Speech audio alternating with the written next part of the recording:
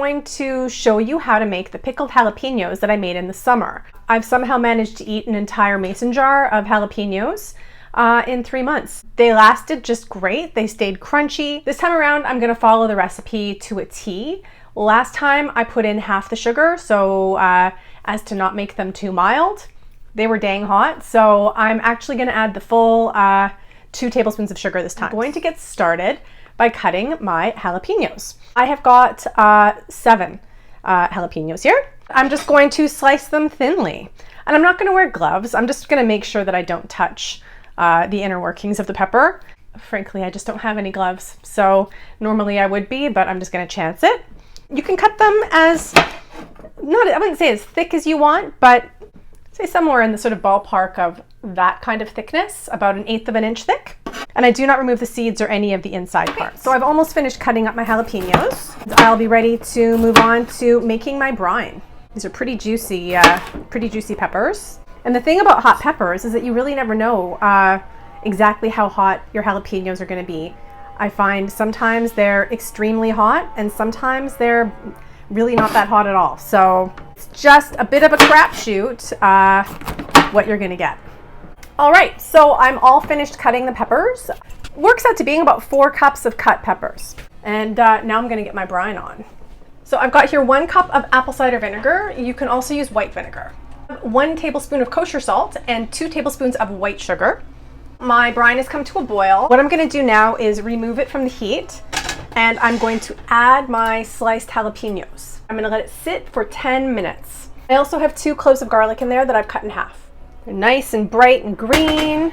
The other thing about store-bought jalapenos is that not only do they get mushy, but they also kind of turn an unappealing color. When you pickle them yourself, they stay more or less this bright green. And they also are very crunchy. I am now ready to transfer these jalapenos to the mason jar.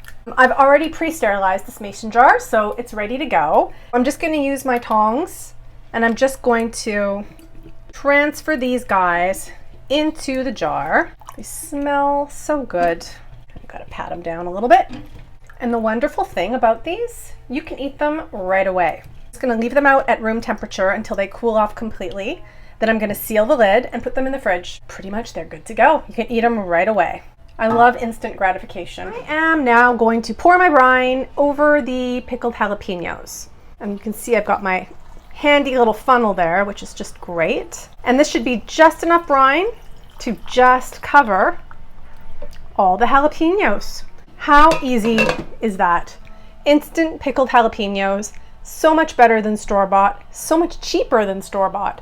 Can't say enough about these. They're awesome. If you love Mexican food, if you love spicy food, make these. You will not regret it. Yum-o. I will do a little taste test once they've cooled off. I am ready to try these. We shall see if the extra tablespoon of sugar makes them a little bit less spicy.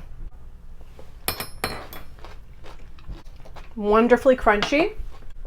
Hot, definitely hot. They say the seeds are a big part of what makes a pepper hot as well. Oh yeah, really gets the salivary glands going. They're very flavorful.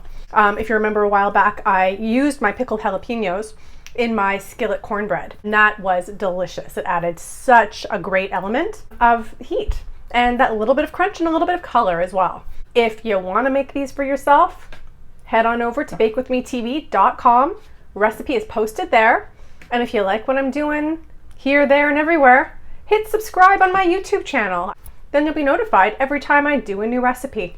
Ooh, that makes my nose run. Spicy. Cheers and have a great day.